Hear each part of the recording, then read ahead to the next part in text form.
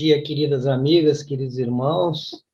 Estamos iniciando mais um podcast, mais um estudo do Livro dos Espíritos.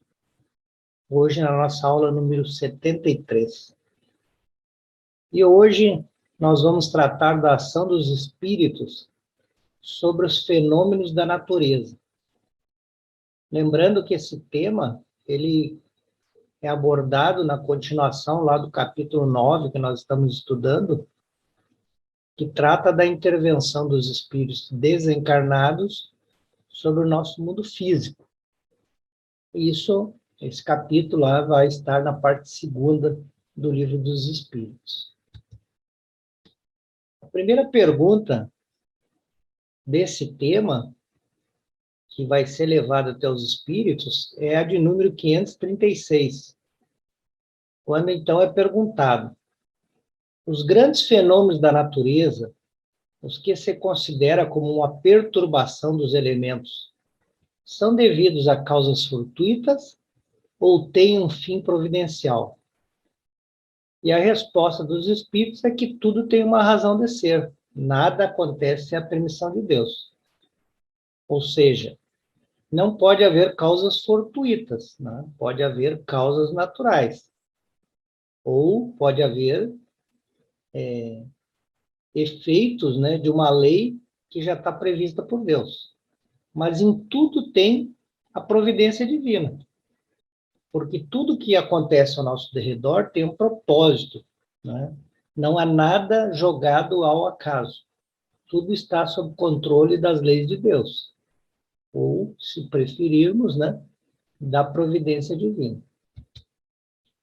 Dessa derivou-se outra pergunta que diz: esses fenômenos têm sempre o homem por objeto? Então, a resposta dos espíritos é que algumas vezes eles têm uma razão de ser direta para o homem, mas frequentemente também não tem outro objeto que o restabelecimento do equilíbrio e da harmonia das forças físicas da natureza. Então, em toda a lei de Deus, está ali colocado o equilíbrio, a harmonia das coisas. E essa harmonia, muitas vezes, precisa ser equilibrada, restabelecida. E por efeito dessas mesmas leis, essa harmonia, ela é provocada pela própria natureza. Ou seja, a natureza se reequilibra sozinha pelas leis de Deus.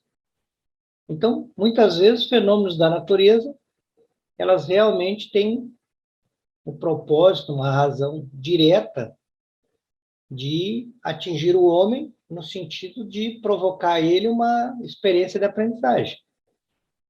Mas, às vezes, simplesmente é a natureza se reequilibrando. Deus não criou somente os homens, né? Toda a natureza é obra da criação de Deus. Então, Deus coloca a sua sabedoria, a sua bondade sobre toda a sua obra, não só sobre o homem. Então, nós estamos dentro da obra de Deus. Nós não somos os únicos beneficiários da obra de Deus. Nós estamos dentro dela. E, portanto, sujeito à convivência com essa obra. E essa obra, né, que aqui é dito como a natureza, ela tem as suas próprias leis, nas quais nós nos inserimos também. Esse é o fato. E aí deriva uma segunda pergunta, que diz o seguinte: primeiro, uma afirmação. Concebemos perfeitamente que a vontade de Deus seja a causa primeira de todas as coisas, né? Isso está lá na primeira questão do Livro dos Espíritos. Mas sabemos também que os espíritos têm uma ação sobre a matéria, e que são agentes da vontade de Deus. Então, tudo isso nós já sabemos. A pergunta é: alguns espíritos não exerceriam uma influência sobre os elementos para os agitar, acalmar ou dirigir? Então, a resposta dos espíritos é que isso é evidente, né? Que alguns espíritos exercem influência sobre os elementos da natureza. Não poderia ser de outra forma, né? Não pode haver uma ação inteligente senão uma ação feita por um espírito. Porque o espírito é o princípio inteligente da natureza. Então, Deus não se consagra a uma ação direta sobre a matéria. ele tem os agentes devotados em todos os graus das escalas do mundo que fazem isso, que se preocupam em fazer com que a matéria, que também é criação divina, evolua, né? Se aprimore, cumpra novos desígnios. Então, assim, o homem, que é um espírito, trabalha também pela evolução do seu próprio mundo. Questão 537. E aqui nós vamos falar de um pouco dos antigos, né? Dos povos antigos. Então, diz assim, a mitologia, que é essa crença no mito, né?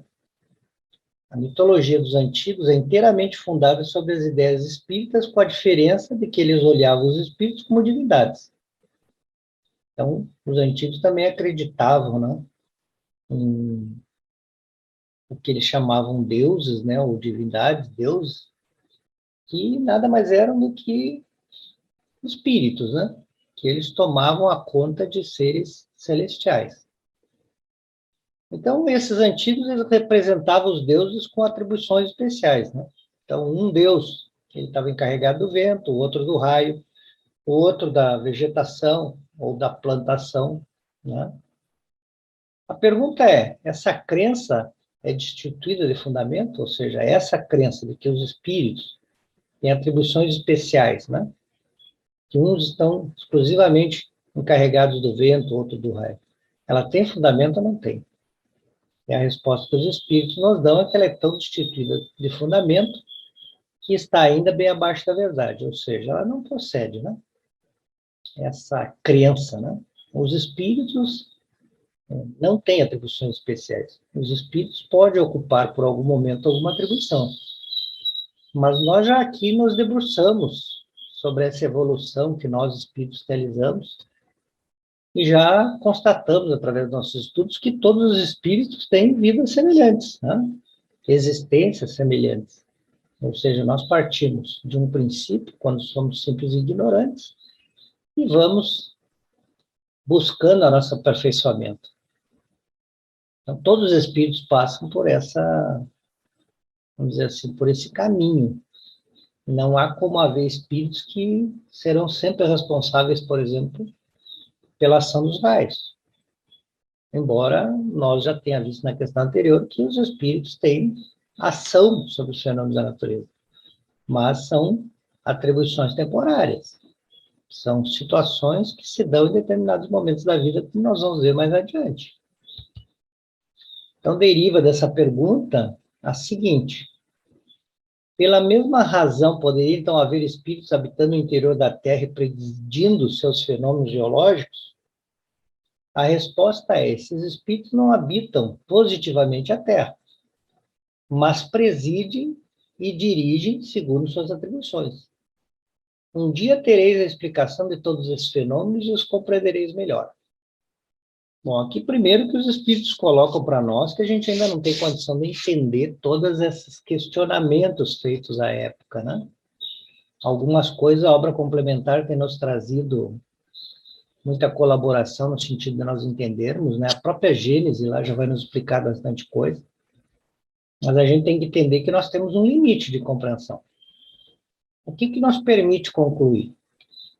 Primeiro, os espíritos não negam que há espíritos presidindo os fenômenos geológicos da Terra, como nós temos lá a explicação na Gênesis. Agora, para que eles, vamos dizer assim, comandem, coordenem esse fenômeno geológico, né? Para que eles auxiliem, para que eles ocorram da melhor forma, eles não precisam estar habitando a Terra, né? Porque aqui, quando a gente diz habitando, parece que eles estão encarnados, né? E aí a pergunta leva até a crer que que eles estão encarnados e morando no interior da Terra. Então, isso não existe. Esses espíritos não estão encarnados. Os espíritos que cuidam dos fenômenos geológicos, eles estão na erraticidade e não sobre a Terra. E de lá, sim, eles fazem essa elaboração, né, essa coordenação para que os fenômenos geológicos se deem no sentido do aperfeiçoamento do nosso planeta. Mas para que isso ocorra, ele não precisa estar necessariamente na vida encarnada.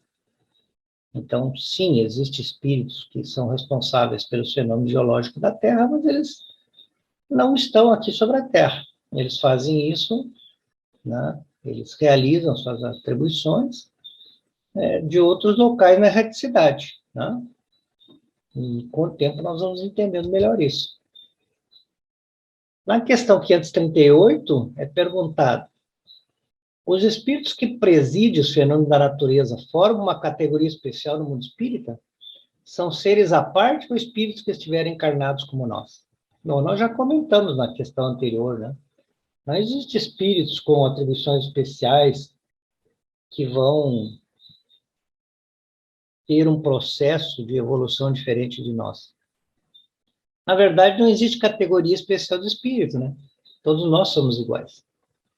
Então, se todos nós somos iguais, a resposta que os espíritos nos oferecem é que ou esses espíritos já foram encarnados ou eles serão encarnados como nós um dia.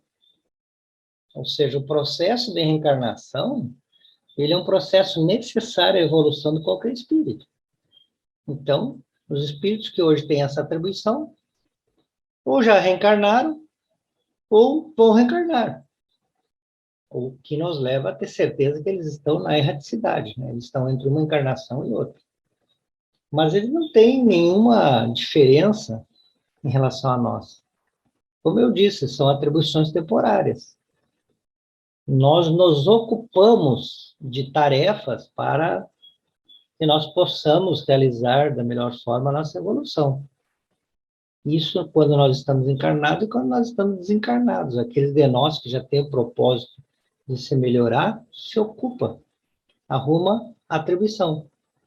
E pode vir a realizar essas atribuições, colaborando para, vou utilizar aqui a palavra controlar, mas não seria bem isso, né?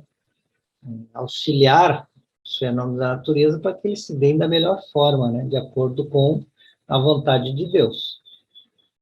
É claro que normalmente os espíritos trabalham para que os fenômenos da natureza se cumpram no sentido de dar a evolução que o planeta necessita. Ou seja, nós viemos de um planeta que começou no caos e vem se estabilizando cada vez mais, né? A obra complementar hoje tem falado da necessidade que o nosso planeta ainda tem de que o seu eixo, né, venha a não ter mais a inclinação que tem hoje, né, para que realmente ele se torne um planeta totalmente equilibrado. Então, essas coisas se dão junto. A moral dos encarnados se equilibra à medida em que também provoca o equilíbrio do próprio planeta, né? O material segue o espiritual. E aí se deriva dessa uma outra pergunta que diz, ainda sobre os espíritos que trabalham com a natureza. Esses espíritos pertencem a ordens superiores ou inferiores da hierarquia espírita? Ou seja, se nós um dia formos trabalhar no sentido de colaborar com os fenômenos da natureza, isso nós fizemos numa situação inferior à nossa, ou seja, nós já tivemos oportunidade de fazê-lo, ou nós vamos fazer quando nós estivermos mais evoluídos? E aí a resposta é que isso depende do papel que esse espírito ocupa diante dessa coordenação dos fenômenos da natureza. Se o papel dele é um papel mais no sentido material, né, de execução, ele então não precisa ser um espírito evoluído, né? Pode ser um espírito inferior que deseja trabalhar. Se ele tem uma tarefa que é mais inteligente, uma tarefa mais de coordenação, aí realmente ele vai ter que ser um espírito mais inteligente, portanto mais evoluído. Então completam eles. Alguns comandam, outros executam. Para executar, você não precisa ser um espírito superior. Os que executam as coisas materiais são sempre de uma ordem inferior, entre os espíritos como entre os homens. O que nos faz concluir que aqueles que comandam são sempre de uma ordem superior. Então, a tarefa relacionada aos fenômenos da natureza, para serem cumpridas por todos os tipos de espíritos, segundo o seu desenvolvimento moral. Nós podemos nos ocupar dessas tarefas, e aí, como somos espíritos menos evoluídos, né, inferiores estaremos sob o comando de outros espíritos superiores que nos designarão a nossa parte nesse trabalho. Mas é aí que nós precisamos entender que todos eles trabalham no sentido de que o nosso planeta material, né, vá também se aperfeiçoando. 539. Na produção de certos fenômenos, as tempestades, por exemplo, é um espírito que age ou se reúne em massa? E essa pergunta realmente a resposta me causou até surpresa, né? Porque eles dizem em massas inumeráveis. Então, aqui nós entendemos que para que ocorra uma tempestade é uma necessidade significativa de colaboração de vários espíritos. Ou seja, massas inumeráveis dá a entender que o número é bastante grande dos espíritos que se reúnem para produzir, por exemplo, a tempestade. E nós podemos imaginar essa tempestade somente no aspecto que nós mais consideramos, né? A tempestade como alguma coisa que destrói. Mas nós sabemos que, primeiro, que a destruição não é um fato negativo, é uma lei de Deus, né? A lei de destruição que está aqui contida na parte terceira do livro dos Espíritos. É preciso que se destrua para construir de novo. Mas também nós sabemos, pela literatura complementar, que as tempestades têm o propósito real de dissolver grande quantidade de fluidos negativos que estão afetando a vida dos espíritos que estão aqui sobre a Terra. Então, a gente normalmente não vê a tempestade como isso, né? Vê a tempestade só sob o aspecto negativo. Mas, certamente, se ela só tivesse o aspecto negativo, ela não seria necessária. E, portanto, a natureza não precisaria produzir esse fenômeno. Então, eu volto naquela questão que foi dito que muita coisa a gente não sabe, né? Embora aqui a gente já tenha um horizonte, assim, já tenha uma luz de que essas tempestades, elas, na verdade, dissipam uma quantidade significativa de fluidos negativos, né? Nós vamos produzindo fluidos negativos, e eles vão, como assim, se acumulando, né? E são as tempestades que provocam, vamos dizer assim, um fenômeno capaz de que bloqueie essa negatividade toda, né?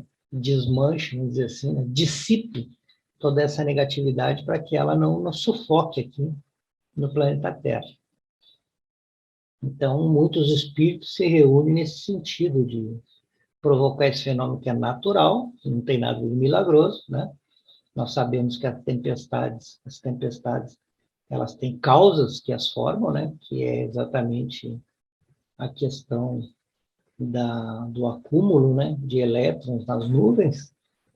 Então, é um fenômeno natural, provocado por leis naturais, mas que precisam ser controlados, né? E esse controle, essa colaboração é feita exatamente pelos espíritos que se reúnem em massas inumeráveis.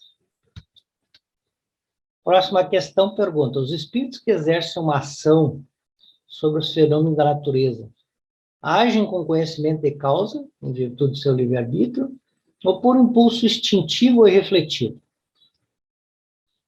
Então, a pergunta é se nós, quando participamos dessa ação sobre os fenômenos da natureza, estamos ali porque nós escolhemos ou porque nosso instinto nos levou a isso. Lembrando que o instinto, a gente já estudou, ele sempre é alguma coisa correta. Quando a gente está falando de instinto, uma decisão tomada com base no instinto, né, com base nesse impulso instintivo, ela não erra, ela sempre vai para o lado certo. Então, aqui nós estamos falando do quanto nós temos consciência quando a gente ajuda a controlar esse fenômeno da natureza. A gente tem consciência a ponto de tomar a decisão e dizer, eu quero participar, ou se a gente vai mais pelo impulso, né? Que também é colocado em nós, né? Para que a gente tome boas decisões. Então, a resposta é, existem as duas coisas, né? Existem espíritos que se juntam a isso por mero instinto, né? Normalmente, o instinto que nos predomina é o instinto da sobrevivência. Então, vendo o perigo, eles se associam àqueles que querem minimizar o perigo, e existem aqueles que sabem o que está acontecendo e dizem, né, expressam sua vontade a outros espíritos superiores que querem colaborar com isso. E aqui os espíritos fazem uma comparação, né? Nós comparando aqui a grupos de animais, né, que vão se reunindo e acabam fazendo surgir, né, as ilhas e os arquipélagos no mar.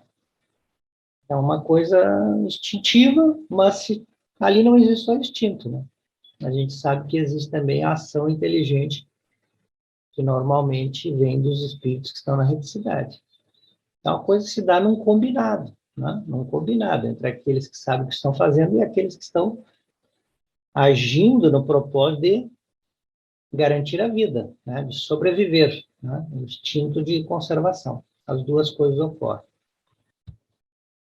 E aí eles nos dão uma explicação, os espíritos, dizendo o seguinte: crês que nisso não há o fim providencial e que uma certa transformação da superfície do globo não seja necessária à harmonia geral? É uma pergunta, né? Mas é uma pergunta que quer nos questionar uma coisa que nós deveríamos ter certeza, que há um fim providencial em tudo que a natureza faz. E que é necessário, para a harmonia geral do planeta Terra, uma transformação constante da superfície do globo. Até porque o homem, ele acaba, pelas suas más escolhas, degradando muito o planeta, né? Então, esse planeta, para continuar sobrevivendo, precisa reagir a toda essa destruição que o homem provoca. Então, essa pergunta vai no sentido de nos dizer que não pode ser diferente, né? Existe um fim providencial e existe essa necessidade de transformação do globo. E aí ainda dizem os espíritos que estes não são mais do que animais da última ordem, que cumprem essas coisas para proverem suas necessidades e sem desconfiarem que são os instrumentos de Deus. Aqui ele faz um comparativo, né, entre os espíritos que trabalham nesses fenômenos, né, naturais. Ele compara aos animais que são os animais mais rústicos, né, os animais mais antigos. Aqui eles estão chamando de animais de última ordem, né, aqueles animais que são mais primitivos. Esses animais também cumprem, né, ou fazem determinadas coisas que têm o único objetivo de prover suas necessidades. Alimentação, por exemplo. Mas fazendo isso, eles estão sendo instrumentos de Deus, muitas vezes para manter o equilíbrio ecológico, né? Muitas vezes com um propósito que a gente até desconhece. Então, assim como os animais de última ordem, para proverem as suas necessidades, como, por exemplo, a alimentação, estão a serviço de Deus, também os espíritos que agem ajudando e com a que os fenômenos da natureza se deem de forma a manter o equilíbrio do planeta, muitas vezes eles agem por sua necessidade, mas estão cumprindo o desígnio de Deus. Então, da mesma forma que os animais da última ordem são úteis, os espíritos mais atrasados também são úteis, né? Eles também cumprem o propósito de Deus, muitas vezes instintivamente. Então, ainda falando desses espíritos, enquanto ensaiam para a vida, e antes de terem a plena consciência dos seus atos, do seu livre-arbítrio, agem sobre certos fenômenos, os quais são agentes inconscientes.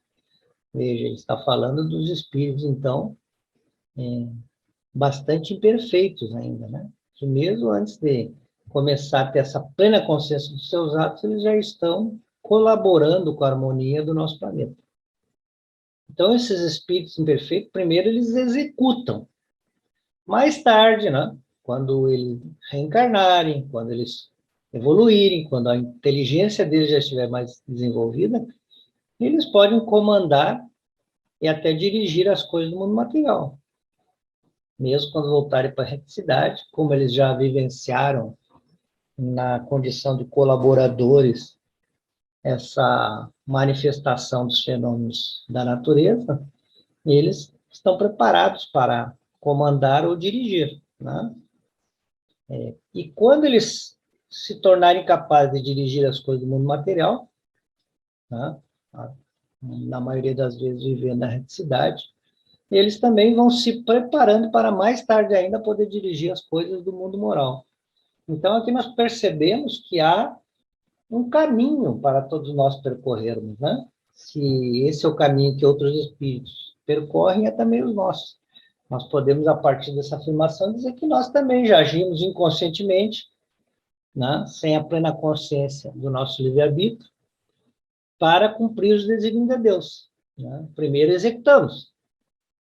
Então, quando nós executamos, nos alinhamos ao trabalho de Jesus para que esse planeta vá se melhorando, nós nos qualificamos para mais tarde comandarmos ou dirigirmos determinados aspectos da vida material. E mais tarde, ainda quando a gente evolui mais, então a gente se torna aquilo que nós chamamos os nossos espíritos guardiãos, né? Os nossos espíritos protetores, aqueles que trabalham por dirigir as coisas no mundo moral, fazendo assim todo um caminho, né? E é nisso que eles concluem, dizendo, é assim que tudo serve. Tudo serve para Deus, tudo cumpre o desígnio de Deus, né? Mesmo aquilo que nós olhamos e achamos que são coisas ruins que estão espalhadas pelo mundo, todas elas cumprem o desígnio de Deus, né? Eu aqui vou fazer uma colocação que está no próprio Livro dos Espíritos, que diz: era preciso que houvesse muito mal para que o homem entendesse o que não lhe serve, né? Quando o Livro dos Espíritos fala do egoísmo, ele diz isso. Você tem que ver o quanto o egoísmo prejudica a vida social para você dizer, olha, o egoísmo não pode mais existir, porque isso aqui prejudica todos nós. E aí você vai ter uma resolução de todos, de que o egoísmo tem que ser abolido. Então, tudo cumpre um propósito de Deus. Então, tudo se coordena na natureza, desde o átomo primitivo até o arcanjo, né? Porque o arcanjo começou realmente sendo um átomo primitivo. Então, tudo se encadeia, né? Tudo se coordena. Admirável lei de harmonia, da qual o vosso espírito limitado não pode ainda entender o conjunto. O que nós podemos entender é que em tudo da criação divina, em tudo há harmonia. E essa harmonia que muitas vezes nós não entendemos, né? Então, quando nós vemos alguma coisa que para os nossos olhos parece muito negativo e desnecessário, isso é fruto somente da nossa ignorância, porque nada é desnecessário. Tudo busca a harmonia da nossa vida. E um dia nós vamos entender isso. Até lá nós temos que nos contentar com as explicações que nós temos hoje. Mas a nossa fé e a nossa certeza de que Deus é soberanamente bom e justo nos leva a ter certeza de que há um propósito em tudo. Então nós agradecemos a todos que estiveram conosco, pedindo a Deus que abençoe o lar de cada um que assiste ao podcast nas quartas-feiras, às 20 horas, pedindo que na próxima semana nós possamos estar aqui novamente para o nosso encontro. Que assim seja.